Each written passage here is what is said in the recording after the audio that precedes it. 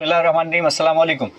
Take bite के एक और प्रोग्राम के साथ आपकी खिदमत में आपका आरजे मीसम अब्बास हाजिर है। सुनने और सभी देखने वालों को बहुत बहुत खुशामदीद कहते हैं। कल पाकिस्तान की बैंकिंग इंडस्ट्री में एक बड़ा मज़ेदार सा दिन था। आई एम श्योर आप लोग सोशल मीडिया को अगर फॉलो करते हैं तो आपने देखा होगा एक अच्छी खबर। 5 डिजिटल बैंक्स को जो लाइसेंस दिए गए थे उसमें से एक और बैंक यानी रकमी इस्लामिक डिजिटल बैंक को रिस्ट्रिक्टेड पायलट ऑपरेशंस का लाइसेंस मिल गया। तो पाकिस्तान की जो डिजिटल बैंकिंग स्पेस है उसमें ज़रा मज़ीद हलचल मचने वाली है। मशरिक पहले ही आ चुका है और उससे भी पहले ईजी पैसा अपने लाइसेंस को चेंज कर चुका है। हमने पहले भी अपने प्रोग्राम्स में बात की। देखते हैं मशरिक के बाद रकमी इस्लामिक डिजिटल बैंक, ये पहला डिजिटल बैंक है जो प्योर इस्लामिक बैंक है। इस मॉडल के साथ वो किस तरह से अपने सार्फिन की सहूलत में इजाफा करता है, उनको मज़ीद नए यूज़ केसेस या ट्रांजेक्शन्स प्रोवाइड करता है, इस पर आने वाले प्रोग्राम्स में बात होगी। लेकिन किसी भी ऑर्गेनाइजेशन को पनपने के लिए, आगे बढ़ने के लिए, उसको बेहतर परफॉर्म करने के लिए एक अहम चीज़ होती है और वो होते हैं उसके अफराद यानी अफरादी क़ुव्वत, जिसको कि हम आजकल की ज़ुबान में बहुत आसान से अल्फाज में अगर डिफ़ाइन करें तो हम बात करते हैं ह्यूमन रिसोर्स या HR की। किसी ज़माने में PIA का स्लोगन हुआ करता था, great people to fly with. यकीनन PIA ने बहुत से उरूज और ज़वाल भी देखे। अब ज़रा उसकी हिसाब किताब इतना अच्छा नहीं, हालात अच्छे नहीं। लेकिन पाकिस्तान की एंटरप्राइज़ या कॉरपोरेट इंडस्ट्री की अगर हम बात करें तो ह्यूमन रिसोर्स के डिपार्टमेंट ने बहुत इवॉल्व किया। पहले तसव्वुर नहीं होता था, लेकिन फिर पिछली 2 दिहाइयों से या शायद 3 दिहाइयों से बाकायदा एक स्पेशलाइज्ड फील्ड है। अब तक हमारे प्रोग्राम में फिनटेक के ऊपर और इससे जुड़े हुए लोगों के ऊपर तो बहुत सारी बातचीत की गई, लेकिन ये एक मौजू था जो अब तक हम उसका कुछ भी अहाता नहीं कर पाए। हमारी खुशकिस्मती है कि इस वक्त हमारे पास इंडस्ट्री की जो ह्यूमन रिसोर्स अगर डिपार्टमेंट या शोबे की बात की जाए उसकी एक माहिर खातून बैठी हैं। तो क्यों ना उनसे तारुफ़ करें और इस बातचीत का आगाज़ करें कि जो ह्यूमन रिसोर्स है वो कितना अहमियत का हामिल है, ख़ास तौर पे आजकल के जो बहुत ही ज़्यादा टेक्नोलॉजी ड्रिवन दौर है उसमें, और उनका तजर्बा क्या कहता है, एवोल्यूशन कैसे हुई टेक्नोलॉजी की, या अब AI आ गया तो क्या अब बंदों के बजाय वाकई ह्यूमन रिसोर्स डिपार्टमेंट बॉट भर्ती किया करेगा, क्या होगा आगे। तो जानने के लिए बातचीत का आगाज़ करते हैं हमारी बहुत ही अजीज़ मेहमान सना फातिमा किस्बाश से। अस्सलाम वालेकुम। वालेकुम सलाम, thank you so much for having me here. कैसी हैं आप? बिल्कुल ठीक, बिल्कुल ठीक, थैंक यू। हमने कहा ज़रा मुख्तलिफ हो मौजू। टेक्नोलॉजी पे तो बहुत बात हो गई, लेकिन टेक्नोलॉजी के साथ साथ चलाना तो लोगों ने ही है। फिर आजकल लोग बड़े ख़ाइफ भी हैं कि भाई AI आ गया तो अब तो शायद बंदे ही नहीं हैं। तो हमने कहा इससे बेहतर कि HR का कोई बंदा हो जो एक माहिर हो, उससे बेहतर कोई बता नहीं सकता। तो हमने कहा कि चले कोशिश करें। बहुत बहुत शुक्रिया आपका कि हमारी दावत को आपने कबूल किया। तो हम आपसे बात बेस करने से पहले बस अपने सुनने देखने वालों को बताते चलें कि वो हमसे बिल्कुल रब्ता कर सकते हैं। आप फ़ोन नंबर आपका जाना पहचाना, लेकिन फिर भी दोहरा देते हैं। आप अगर हमें कॉल करना चाहें 0315 000 8824 के नंबर पर आप हमसे रब्ता कर सकते हैं। इसके अलावा इस वक्त सोशल मीडिया पर, फेसबुक पर आप हमें बराह रास्त देख सकते हैं। हमारे चैनल्स के ऊपर SPFM 88.6 या रहनुमा दोनों पर, जिस पर भी आप जाएँ फेसबुक पर, इस वक्त आप हमें बराह रास्त देख भी सकते हैं। इसके अलावा अगर आप अपनी कोई बात, राय या कोई सवाल भेजना चाहते हैं HR रिलेटेड या टेक्नोलॉजी रिलेटेड, तो आप SMS के ज़रिए भी हमसे रब्ता कर सकते हैं। SMS के लिए बड़ा आसान सा तरीका है, अपने मैसेज के राइट ऑप्शन में जाके SPR लिखिए, स्पेस देकर अपना नाम लिखिए, स्पेस देकर शहर का नाम लिखिए, स्पेस देकर जो पैगाम कहना चाहते हैं वो लिख दीजिए और उसे भेज दीजिए जनाब 8881 के ऊपर। मैं नंबर भूल गया था, मैंने कहा जल्दी से देख लिया जाए। जनाब गुफ्तगू का आगाज़ करते हैं। तो सना, अगर हम आपके करियर की पहले बात करें, एजुकेशनल करियर और फिर प्रोफेशनल करियर में आना, ताकि सुनने और देखने वाले जान सकें कि आपकी जर्नी क्या रही है। Sure. तो उसके बारे में। So सना फातिमा किस्बाश नाम है मेरा। By qualification I am a software engineer. I have done my bachelor's in software engineering और उसके बाद मुझे करना तो था masters in software engineering again. C++ में मेरा शौक था, कर लेती थी। एंड प्रोग्रामिंग का ऑब्वियसली एक क्रेज़ था उस ज़माने में। उस ज़माने में व्हेन आई वाज ग्रेजुएटिंग तो टेक्नोलॉजी का बहुत ज़्यादा एक craze, everybody was going for technology. So coming in HR was not by choice, it was sheerly by luck. I remember और अपनी बहुत अजीज़ दोस्त का जिक्र करूँगी। I was in my house और उसकी कॉल आई कि मुझे इंटर्नशिप ले जाना है एक बैंक में, तो तुम भी चल लो और मेरे साथ बैठ जाना। मैंने कहा okay I go. So I went with her. और उधर जब मैं गई हूँ तो जो मेरी बहुत अच्छी दोस्त है, she was my first boss, तो उसने वो आई, उन्होंने कहा आप क्यों बैठी हैं, आप क्यों इंटरव्यू दे रही। आई वाज लाइक रियली, मैं तो अपनी दोस्त के साथ आई हूँ। तो नहीं, कम ऑन गिव इट। मैं बैठ गई। उस वक्त उनको एक टेक्नोलॉजी का एक बंदा चाहिए था जो उनकी हेड काउंट रिकन्सिलिएशंस करे। ओके। सो मुझे उसी वक्त जो है एक टेस्ट देने के लिए कहा और मैंने कर दिया एंड आई क्लियर दैट। सो मेरी फ्रेंड का हो गया टेक्नोलॉजी में, मुझे उन्हें रख लिया HR में। वाई HR, मुझे तो वो करना है। But in short they say कि we see some traits in you जिससे हमें लगता है कि you can fit best in HR, why don't you try it. और इस तरीके से मैं इंटर्नशिप पे लगी थी HR डिपार्टमेंट में in one of the leading banks of Pakistan. And बस जब इंटर्नशिप करी तो they did not let me go. I intern there for 4 months. I wanted to head back to my university to start off my master's MSc, but they said, you know what, try it out. They offered me a contractual position as an MIS officer at that time because they needed somebody who was good in tech but had a relationship skill. And that combination kind of worked out for me. And यही मेरा message भी होगा towards the end about how relationship management really works out in anybody's career, चाहे वो किसी भी area या function का हो। So खैर उस तरीके से then I became an MIS officer. I worked there for a year or 2, and then I think after 6 months, they offered me a permanent slot over there. बस फिर वहाँ से the whole HR journey kind of started. पीछे मुड़ के नहीं देखा। फिर पीछे मुड़ के नहीं देखा। Then I did my masters in marketing and HR.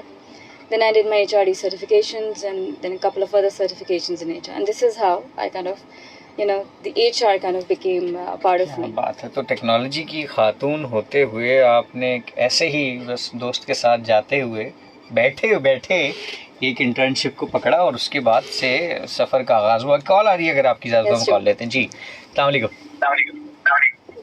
वालेकुम। जी वालेकुम अस्सलाम। नूरी जन्नत, कैसी हैं आप? ठीक हूँ मैं। आपकी माँ को भी अस्सलाम वालेकुम। फातिमा बहन को अस्सलाम वालेकुम। जी फरमाइए। भाई आप ठीक है भाई? जी मैं बिल्कुल ठीक हूँ। जी आपको पिछले हफ्ते में फोन नहीं आया था, बहुत इंतजार करा आपका। हाँ भाई, पिछले हफ्ते माजरत मैं चाहूँगा, मैंने छुट्टी की थी। कल आएगा भाई आपका शो? बिल्कुल कल आएगा। क्या कहना चाहिएगा ये बताएं। ह्यूमन रिसोर्स इसमें भाई टेक्नोलॉजी में जो गाड़ियाँ निकली हैं योंगो, ये बहुत अच्छी निकली हैं। अच्छा ओके ठीक है। आपने एक्सपीरियंस किया, आपने इस्तेमाल किया? जी भाई, पैसे भी बहुत कम ले रहे हैं ये लोग। हाँ जबरदस्त। चलिए कहाँ गई आप? मैं रात को मामू का शौक गई थी, मामू के घर। जबरदस्त भाई। चलें, आपने मामू के घर की राइड एंजॉय की। येंगो और बाकी सारी राइड हेलिंग जितनी भी सर्विसेज हैं बहुत बड़ा फायदा है। हाँ रेट्स ऊपर नीचे होते रहते हैं। और क्या कहना चाहिएगा? हम HR के हवाले से बात करें, कुछ कहना चाहिएगा या फिलहाल? ये सना फातिमा जो एक कप मैच भी खेलती है, ये वाली है? नहीं ये वो वाली सना फातिमा नहीं है। आप हमें फेसबुक पे भी जाके बराह रास्त देखिए, फिर आप पहचान पाएंगी कौन सा था फातिमा। चलिए अपना ख्याल रखिएगा नूरी जन्नत। Thank you. अल्लाह हाफिज़। मेरी रेडियो की एक अलग दुनिया है, तो इसकी एक अलग फैमिली है, इसके एक अलग लोग हैं। और ये जब कॉल देखें मैं नहीं आया तो I know, and this is very nice. Anyways, एक और कॉल जी। अस्सलाम वालेकुम। हेलो। वालेकुम अस्सलाम। कौन सा, आप कहाँ से बात कर रहे हैं? मोहम्मद जाहिद औरंगी टाउन। खैरियत भैया? मोहम्मद जाहिद औरंगी टाउन से। जनाब कैसे हैं मोहम्मद जाहिद साहब? अल्हम्दुलिल्लाह, अल्लाह का शुक्र है। और सबसे पहले तो जबरदस्त प्रोग्राम और आप लोगों का बड़ा अच्छा लग रहा सुनने में।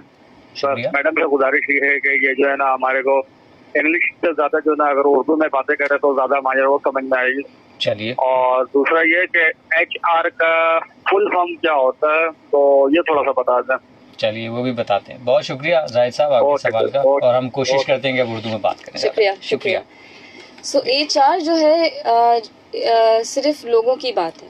हम सिर्फ पीपल फर्स्ट एक बड़ा इम्पोर्टेंट टर्म है जिसमें किसी भी इदारे के लिए आगे बढ़ना बगैर अपने लोगों के पॉसिबल ही नहीं है। सो HR इज सिर्फ और सिर्फ ये लोगों के ही बारे में है कि अगर आप समझते हैं कि इदारे बहुत ज़्यादा तरक्की कर जाएंगे और खाली वही तरक्की कर जाएंगे और उनके लोग साथ साथ डेवलप ना हो, साथ साथ वो तरक्की ना करें, तो बहुत बड़ा गैप क्रिएट हो जाएगा।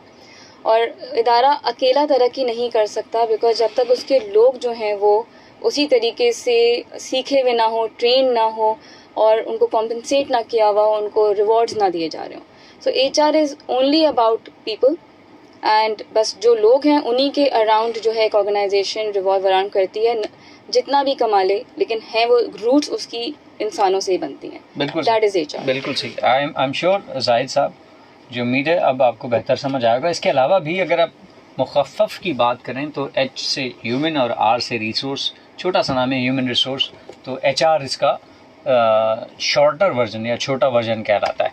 जनाब फेसबुक पर हमें शहजाद खरल साहब ने लैया से अस्सलाम वालेकुम कहा और कहा अच्छा शो, बहुत शुक्रिया शहजाद खरल साहब। अच्छा, तो आपने कंप्यूटर साइंस को फिर बिल्कुल ही खैर बात कह दिया और आपको यानी इतना मज़ा आया कि आप HR की प्रैक्टिसेस में आपने बल्कि कैरियर में अपनी जो एजुकेशन है उसकी लाइन ही अक्सर बदल ली।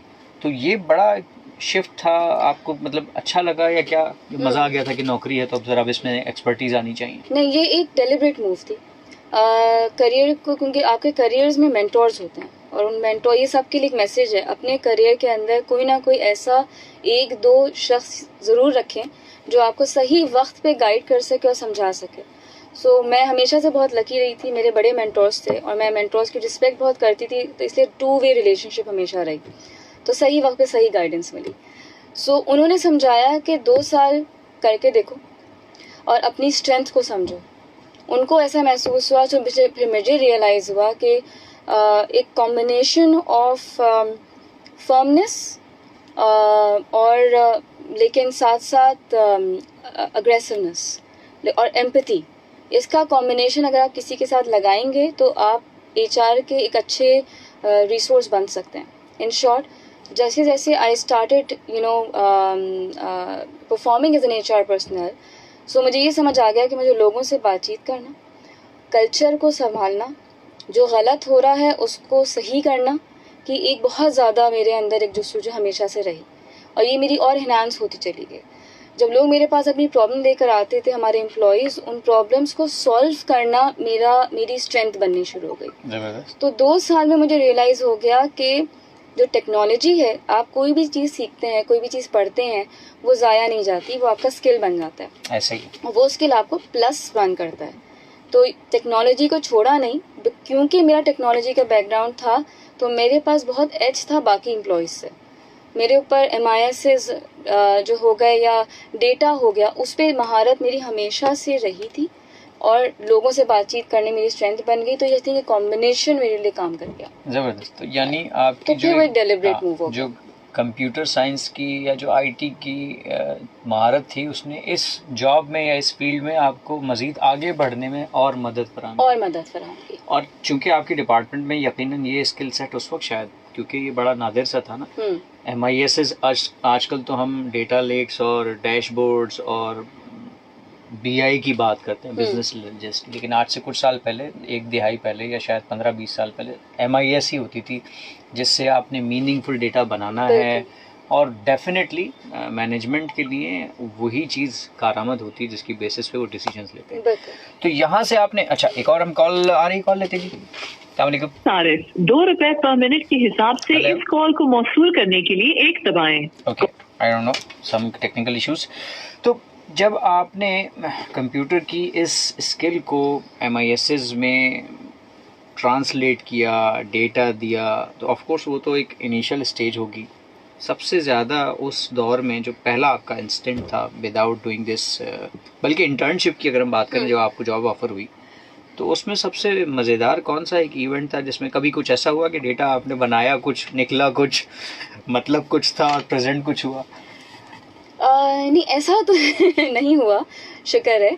लेकिन मज़ेदार बात ये थी कि जब डेटा को बनाना शुरू करा और हर डेटा को भी एनालिसिस करना, और एनालिसिस के लिए भी वो आँख भी रखना कि आपने उसका इंटरप्रिटेशन क्या निकाला, उसका मतलब क्या निकल रहा है, मतलब निकाल के प्रॉब्लम क्या निकल रही है और उसका सोल्यूशन क्या निकल सकता है।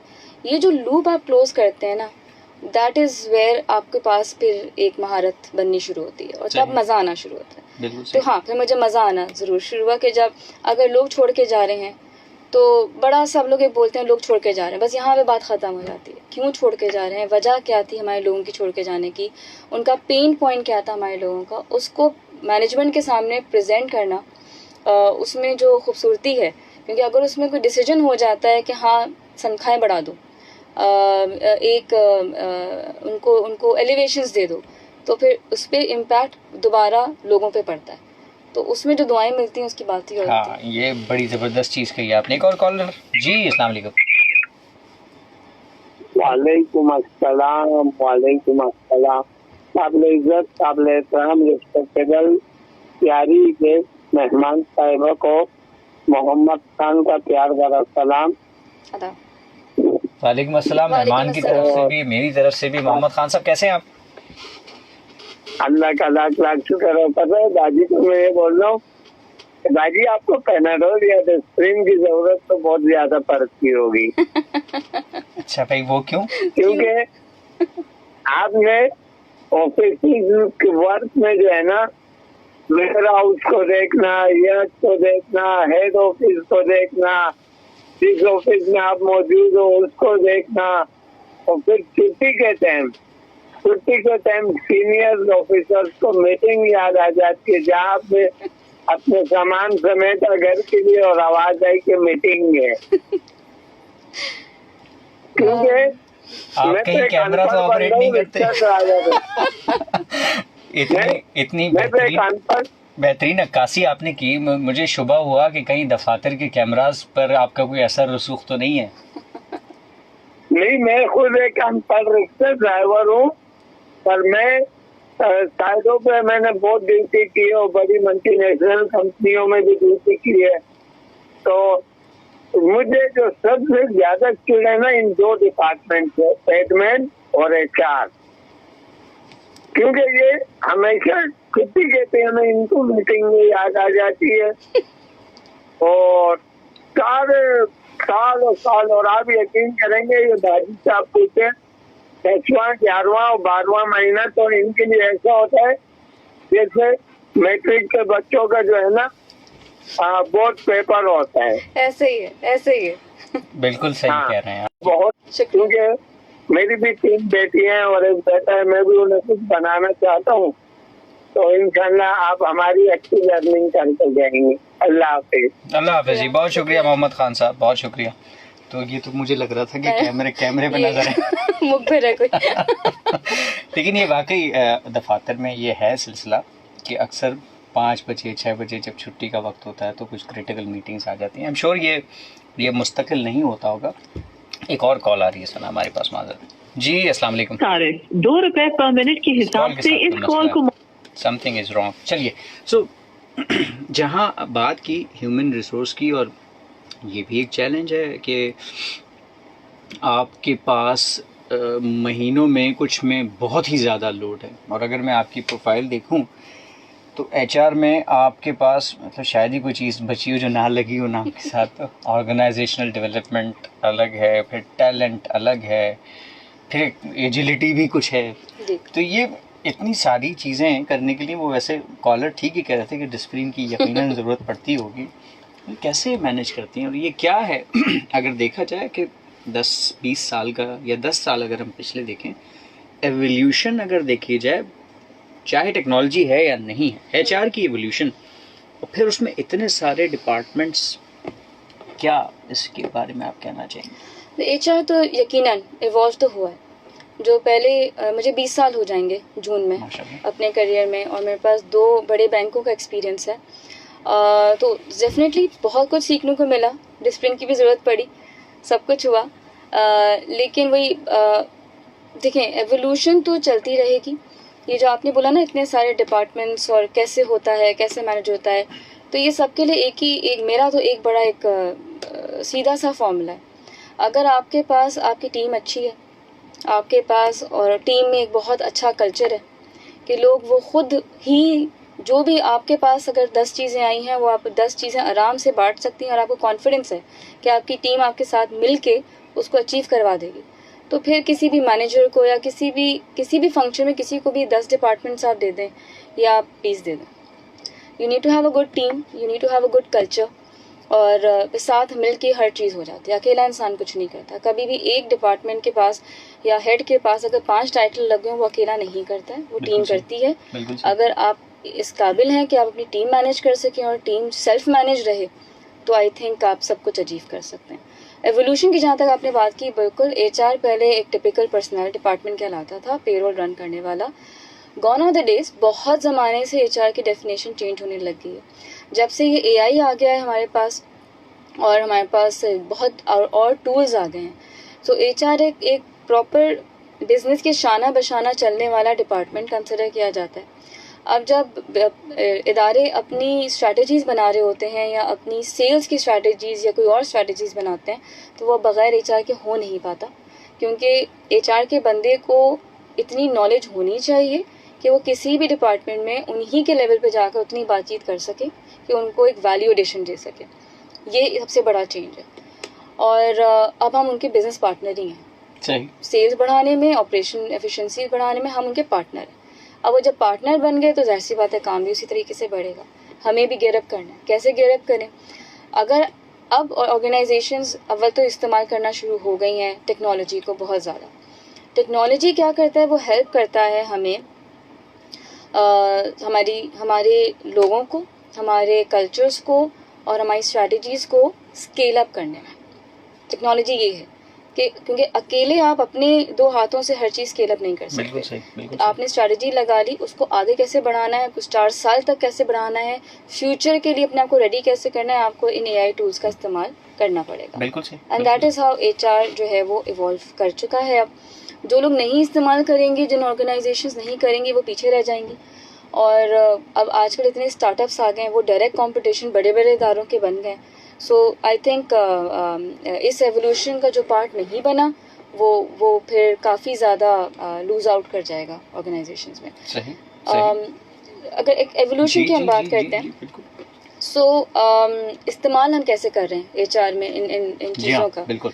वो ऐसे इस्तेमाल कर रहे हैं कि पहले अगर किसी को ट्रांसफ़र भी, मैं बहुत सादा अल्फाजों में बताऊंगी, किसी को ट्रांसफ़र होना है, किसी को कुछ होना है। अब आजकल हमारा है कि लड़कियों को जो है वो सही ब्रांचेस में प्लेस करें। 1700 ब्रांचेस हैं हमारे इदारे की। अब पहले क्या होता था? पहले ये एम्पैथी नहीं थी, ये ख्याल ही नहीं था कि अगर आप किसी लड़की को रख रहे हैं तो उसको उसी तरीके से ट्रीटमेंट मिलती थी कि हाँ चीचा वचनी की ब्रांच में भेज दें, कहीं भी भेज दें, घर से कितना दूर है, और मैनेजर इतना ख्याल रख नहीं पाता था। अब क्या है, हम AI टूल्स का यूज़ करके हम जियो मैपिंग करके बता सकते हैं कि कौन सी ब्रांच से करीब रेजिडेंशियल एड्रेस से कहाँ प्लेसमेंट करनी है, तो भाई उधर ही प्लेस कर दो। इसी तरीके से और बहुत सारी ऐप्स हैं जिसके थ्रू हमारे एम्प्लॉयज़ जो हैं उसको इस्तेमाल करके हमारी अपनी ऐप को यूज़ करते हुए वो अपनी लीव्स पहले ख़त खुदाबत होती थी, वो अप्रूवल में जाता था, ये सब चीज़ें तेज़ हो गई। लोन जो है वो एक ईमेल के ऊपर, एक ऐप के ऊपर आप डाल के अपना ले सकते हैं। इससे होता क्या है, आपके लोग बाकी सारी मसलों से मुक्त होकर अपने कामों पे फोकस करते हैं और आगे बढ़ते हैं। सो अगर हम अपने लोगों को इन्हीं ऐप्स के थ्रू और इन्हीं डिजिटल टूल्स के थ्रू नहीं इनेबल करेंगे तो वो ज़्यादा काम नहीं कर पाएंगे और बराबर वाला इदारा आपसे आगे निकला हुआ होगा और आपके लोग प्रॉब्लम्स में भी रहेंगे। सो दिस इज़ हाउ हमने डिफरेंट टूल्स का इस्तेमाल करते हुए किया। अभी आपने बहुत ज़्यादा सुना होगा कि वाटरफॉल मेथडोलॉजीज़ हैं, एक के बाद एक काम अगर आप करेंगे तो चीज़ें निकलेंगी, उसने साइन किया तो फिर दूसरा साइन करेगा। ये सब चीज़ें चेंज हो रही हैं इन टूल्स की वजह से। सब एक ही जगह बैठे हैं। ये एजिलिटी की हम बात कर रहे थे, आप तो उसमें एक्सपर्ट हैं, वही सब हम आपसे सीखते हैं। तो एक ही जगह बैठ के इन्हीं टूल्स के तहत आप फ़ौरन डिसीजन ले लें, फ़ौरन चीज़ों का आगे बढ़ा दें।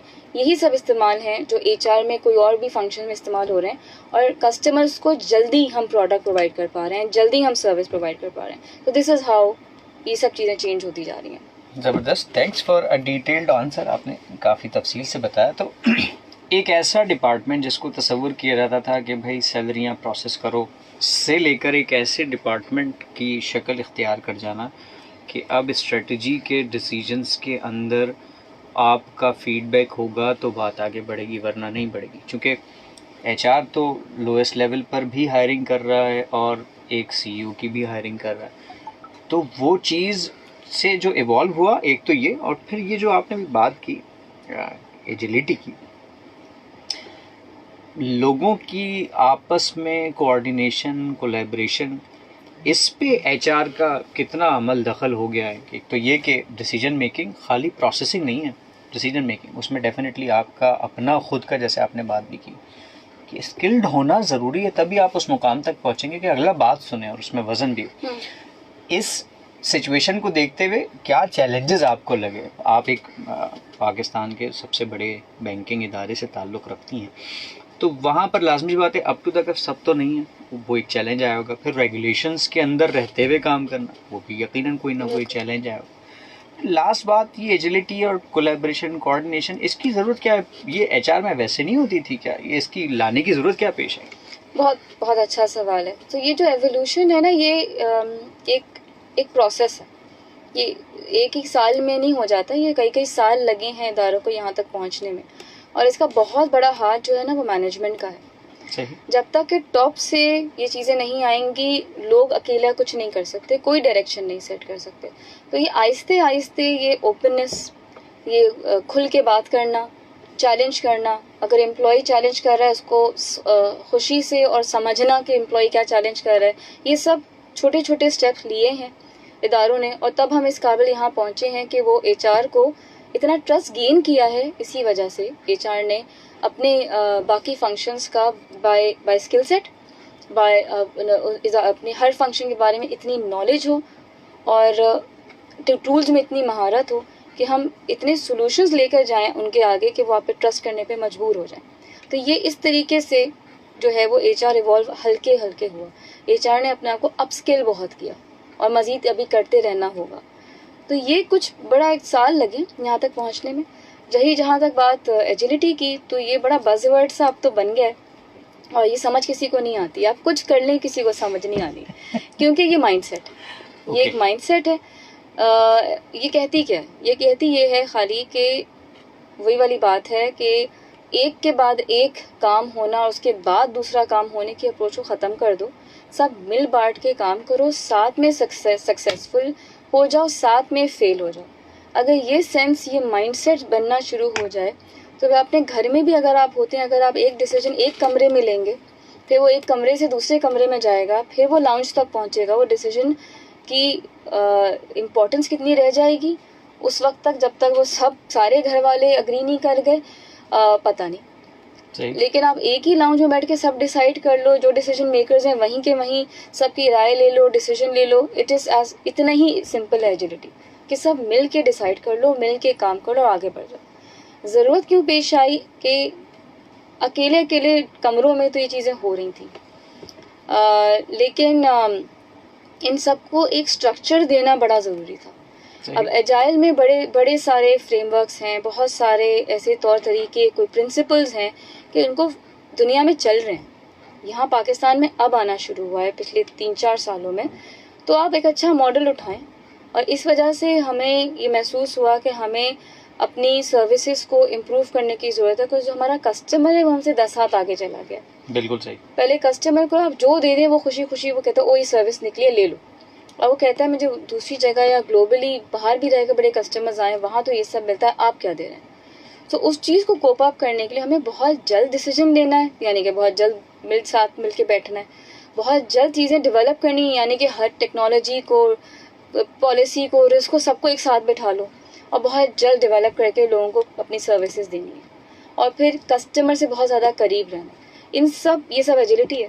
अगर ये सब आप करने के काबिल बन जाते हैं, यही एजिलिटी है। वैसे ये होते आ रहे थे, लेकिन अलग अलग साइलोज में हो रहे थे। अब सब मिल के कर रहे हैं उसको एजिलिटी। हाँ, इसकी ज़रूरत थी, मिल के करने की ज़रूरत थी। वो अभी माइंडसेट चेंज करना है। अभी इदारे अब आए हैं इस तरफ कि मिल के कर लें, और कोई HR डिपार्टमेंट ना हो, कोई IT डिपार्टमेंट ना हो, सब एक ही ट्रेन का हिस्सा है जिसकी डायरेक्शन एक है। ये कहने में था, करने के लिए HR को ऐसा महसूस हुआ। और ये एजिलिटी, ये ट्रांसफॉर्मेशन जर्नी है, ये खाली HR की नहीं, जिम्मेदारी सबकी है।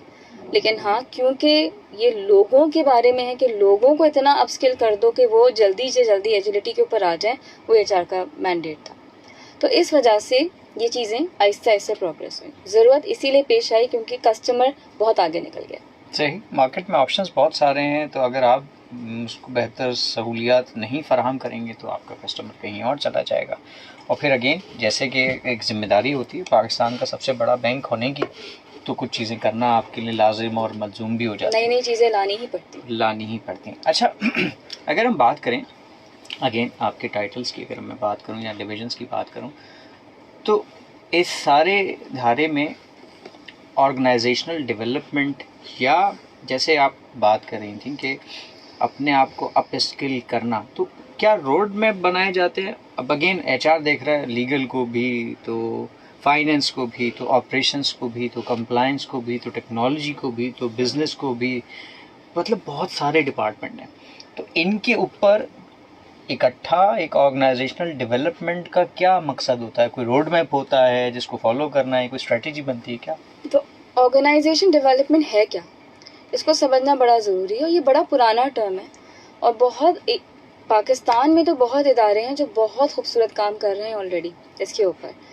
ऑर्गेनाइजेशन डेवलपमेंट ये कहता है हमें कि अपनी कैपेबिलिटीज़ को, अपने लोगों को, अपने प्रोसेसेस को, सबको अलाइन करो ताकि जो स्ट्रेटजी आपकी है वो अचीव हो सके, बस ये कहता है ओडी। अच्छा, सही। इसी वजह से जब बात अलाइनमेंट की आती है तो सारे डिपार्टमेंट्स को अलाइन करने के लिए एक ज़बान चाहिए, एक मैंडेट चाहिए। सही। अगर हर डिपार्टमेंट अपने अपने कल्चर्स बनाता रहेगा, अपने अपने तौर तरीक़ों से काम करता रहेगा, तो वो कभी भी इदारा एक उसका पर्सोना नहीं बन पाएगा कि अच्छा अगर ये इदारा है तो ये इसका कल्चर है क्या, इसमें क्या लोग तेज़ी से स्पीड से काम करते हैं, इसमें क्या लोगों के अंदर बहुत ज़्यादा इंकिसारी है, पता नहीं। जब तक कि हर डिपार्टमेंट की रूट्स में आप वो इंकिसारी एज अ वैल्यू नहीं डाल देते, वो ऑर्गेनाइजेशन इंकिसारी पसंद कहलाएगी नहीं।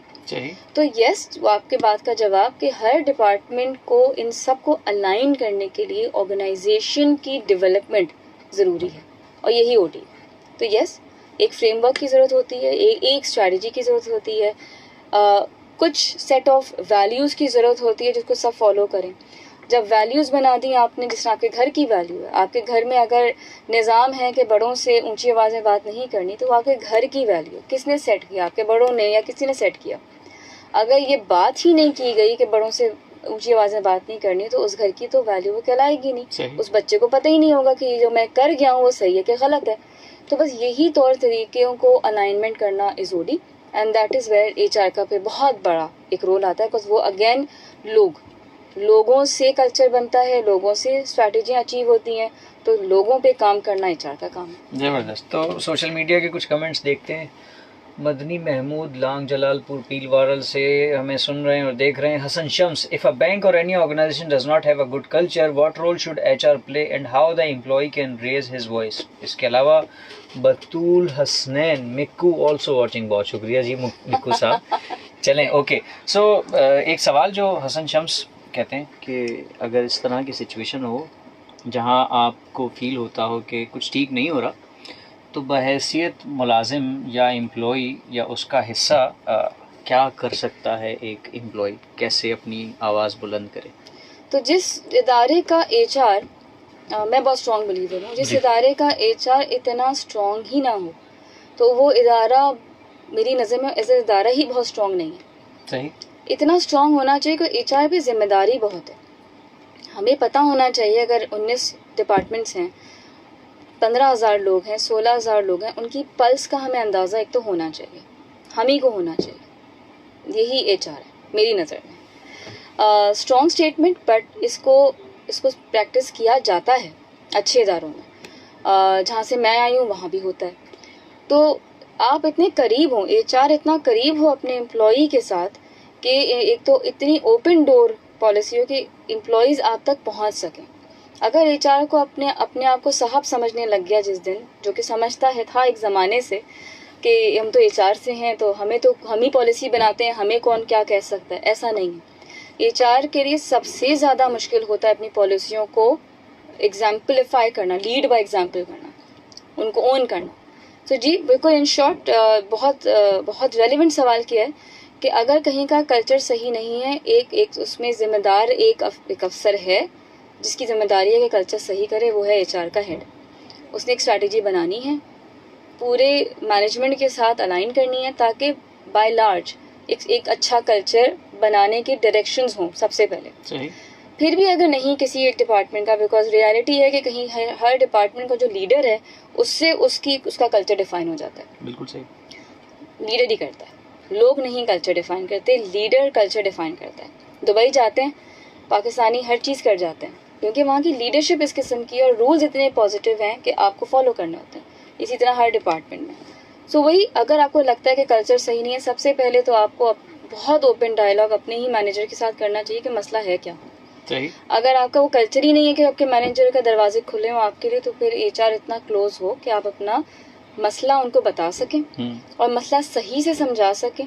और अगर बाकी लोग भी पार्ट हैं उसका, तो एक जिम्मेदार लोगों की तरह जाकर मसला समझाएं, ताकि फिर एचआर फिर वापसी में कुछ फिर ऐसी इंटरवेंशंस, कुछ ऐसे इस तरीके से काम करे कि वो कल्चर पे बेहतर होना शुरू हो। सही। जनाब अस्सलाम वालेकुम। वालेकुम अस्सलाम। मैं प्यारी बाजी को सके कोयल ने भी आवाज देना शुरू करती है, लगता है कि बाजी की आवाज कोयल को भी पसंद आ गई। और जी मोहम्मद खान मैं साहब। ये कहूँगा बाजी, जी, अल्लाह रब्बुल इज्जत आपकी गैब से मदद फरमाए और अल्लाह रब्बुल इज्जत आपके ज़हन को वसी फरमाए और सुकून बख्श फरमाए। शुक्रिया। आमीन। आमीन। और एक दिन के हमें पता लगे कि बाजी मल्टीनेशनल कंपनी में सीईओ की पोस्ट पर है, तो वो दिन हमारे लिए बहुत खुशी का दिन होगा। अल्लाह हाफिज। अल्लाह हाफिज जी, अल्लाह हाफिज। अच्छा, इन्होंने दोबारा कॉल की। हाँ, चलिए माशाल्लाह, यानी देखें प्रोग्राम अब कोयल आपने के तक साथ सुना है। की। बिल्कुल। और उस पीछे से जो मधुर आवाज कोयल की है ना, वो भी सुन रही थी इसका। वैसे एचआर, अच्छा एक और कॉल आ रही है जी। अस्सलाम वालेकुम। कौन साहब, कहाँ से बात कर रहे हैं? जी अस्सलाम वालेकुम, जमाल शेख बात कर रहा हूँ गार्डन कराची से। जमाल शेख साहब गार्डन। जनाब कैसे हैं, क्या कहिएगा? मैं तो खैर बहुत बुरा हूँ। बाकी आप थे कि मोहतरमा का भी तारुफ आपने दोबारा नहीं कराया और आप अपना भी नहीं बता रहे, तो आज का प्रोग्राम क्या देख तो पहले सुना है तो नाम तो याद नहीं है अपना, और मेहमान का भी रिपीट करा कर। जी मेरा नाम मीसम अब्बास है, मैं टेक बाइट का मेज़बान हूँ। मेरे साथ मेहमान मौजूद है सना फातिमा किज़िलबाश, एक बैंक में एचआर के शोबे डिपार्टमेंट में एक अहम जिम्मेदारी पर फायज हैं। अब बताइए। अहम जिम्मेदारी पे हैं तो मैं आपकी तवज्जो से जरा मौके से फायदा उठाता हूँ, क्योंकि मैं ऑनलाइन बिजनेस भी करता हूँ। फॉरेन से मेरा वास्ता है कोई 70-80 से। जब एक्सपोर्ट प्रमोशन ब्यूरो जो है ना, बहुत छोटे से कमरे के अंदर होता था, और हाउ टू एक्सपोर्ट वो मैं वहाँ पे उन डायरेक्टर्स को तो पता नहीं होता था। वो मुझे जवाब था इधर आए, ये बातचीत पूछ रहे हैं, अपना एल क्या होती है, तो भी क्या होता है, क्या होता है, वगैरह मुख्तलिफ एलसियाँ और मुख्तलिफ जो बैंकिंग की होती थी, लोन दोबारा समझाता होता एज आ प्रैक्टिकल होती है। तो मैं इससे पूछता हूँ हमारी बात है जो मैंने एक्सपीरियंस किया है बैंकिंग के कई डायरेक्ट आते हैं और बहुत सारे दूसरे भी हमारे, आप लोग एचआर इसके रिस्पॉन्सिबल है, आप लोग भर्ती कर लेते हैं। कल पूरी टीम आएगी थी, 4-5 लीडर कर्नल सब, और उनके अलग अलग डॉक्टर साइकोलॉजिस्ट वो भी भर्ती है, और वो बता रही थी कि हम अगर आ रही है उन संबंधित को देखते हैं कि ये थोड़ी देर में नहीं है।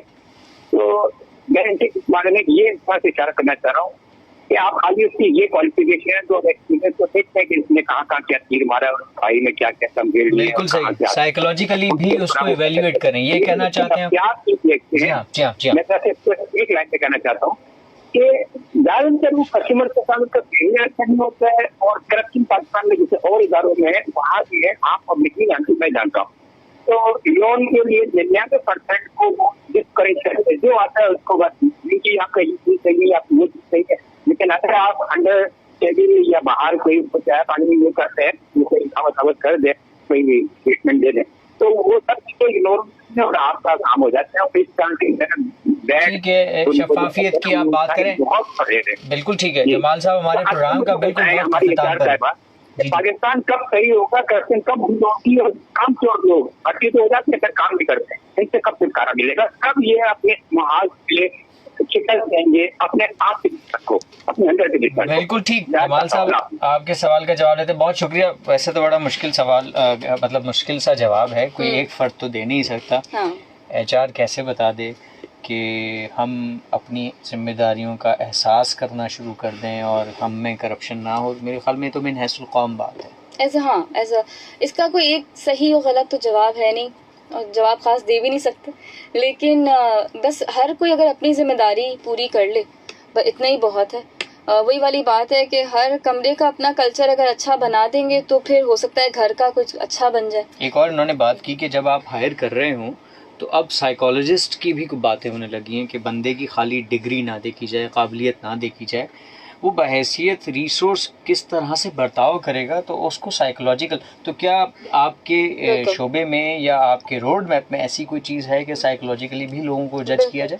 बिल्कुल। अब लोगों को एज अ पर्सोना देखा जाता है कि हम किस किस्म का इंसान चाहते हैं, और उस इंसान के फिर उसको ढूंढना शुरू किया जाता है। अब उल्टा हो गया, अब लोगों को देख कर जॉबें नहीं बनती, जॉबों के ऊपर लोग नहीं आते, लोगों को देख कर अब जॉब्स हम देखते हैं कि कहाँ पर ये इंसान सबसे ज़्यादा फिट होगा। आपके जवाब देने के लिए कि काफ़ी सालों से चल रहा है साइकोमेट्रिक टेस्टिंग भी है, काफ़ी टेस्ट होते हैं इस किस्म के जिसमें लोगों की सिचुएशन पे कैसा वो रिस्पॉन्ड करते हैं उनकी टेस्टिंग होती है। हमारा इदारा भी यूज़ करता है। सबसे पहले तो ये समझना कि हमें किस किस्म का इंसान चाहिए, उस इंसान को किस किस्म की बिहेवियर्स होने चाहिए। तो बिहेवियरल असेसमेंट्स होते हैं, उनको अलग अलग सिचुएशंस में डालते हैं, उसके भी होते हैं। और असेसमेंट सेंटर्स भी होते हैं जिनको हम 3-4 घंटों में लोगों को देखते हैं कि किस तरह रिएक्ट कर रहा है और वो हमारी ऑर्गेनाइजेशन के लिए फ़िट होगा कि नहीं होगा। इस किस्म की टेस्टिंग मौजूद है।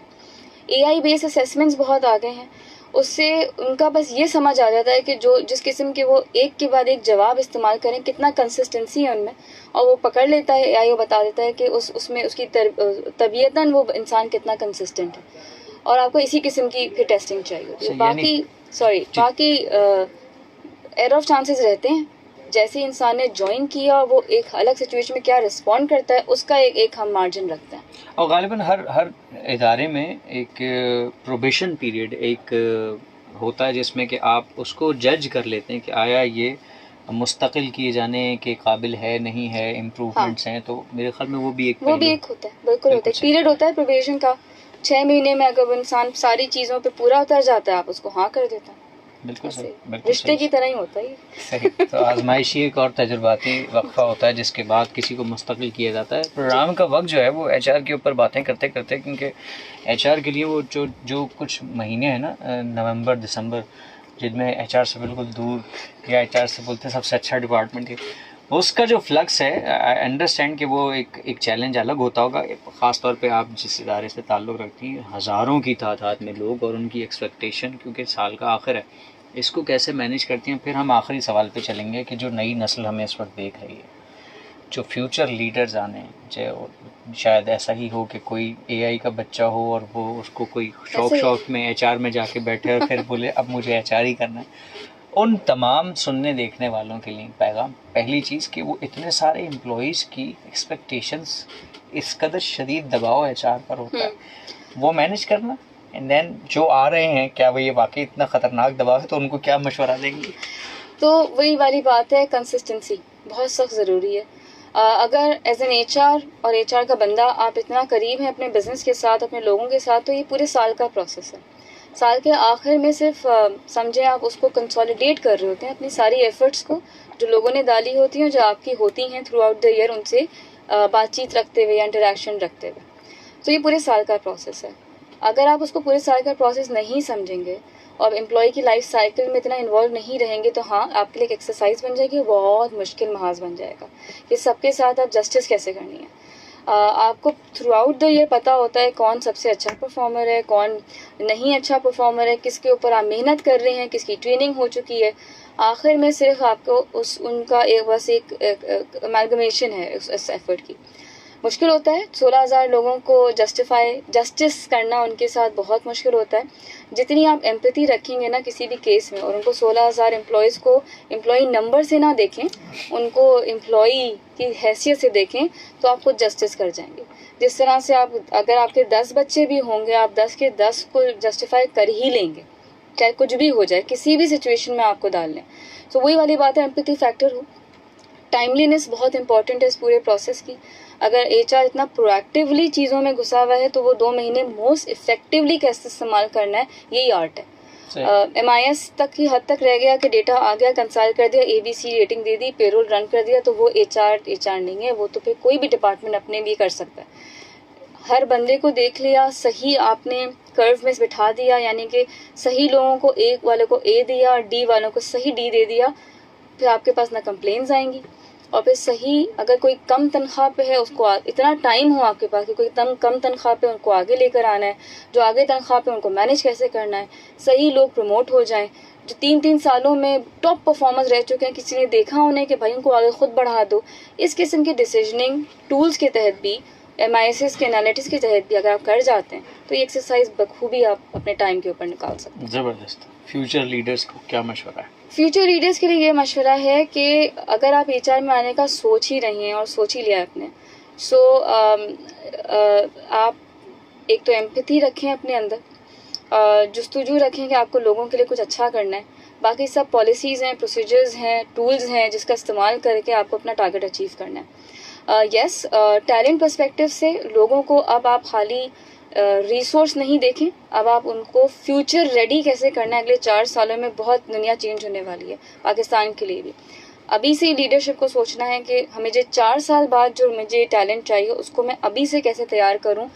ये एक बहुत इंपॉर्टेंट मैसेज है, वरना आपकी ऑर्गेनाइजेशन, आपके लोग डेवलप नहीं हो पाएंगे टाइम पे, और वैसे स्ट्रैटेजी ही पीछे रह जाएगी ऑर्गेनाइजेशन। तो yes, invest in your people, शर्माएं मत इस इन्वेस्टमेंट में, बिकॉज अब ह्यूमन रिसोर्स अब आपके लिए एसेट है, एम्प्लॉयज़ नहीं है। एसेट पे जितना इन्वेस्ट करेंगे उतना ही आप आगे रहेंगे। सो बस and be up to date, अपने आप को जितना अपस्किल कर सकता है HR अब वो कर ले, बिकॉज बिजनेस कर रहा है, वो कमा भी रहा है। सही, ज़बरदस्त जनाब। ये थी बात के इन्वेस्ट इन पीपल, और इसके अलावा उसमें हिचकिचाएं नहीं, प्लस अपस्किल योरसेल्फ। अगर आप मुस्तकबिल में हम आंग रहना चाहते हैं जो टेक्नोलॉजी की यलगार पाकिस्तान या पूरी दुनिया में आ रही है। बहुत बहुत शुक्रिया आपका सना, वक्त निकालने का और हमारे प्रोग्राम को रौनक बख्शने का। टेक बाइट में आज के लिए इतना ही, कल आपकी खिदमत में फिर से हाजिर होंगे। तब तक के लिए बहुत बहुत अपना ख्याल रखिएगा। आपसे इजाज़त चाहेंगे। पाकिस्तान जिंदाबाद।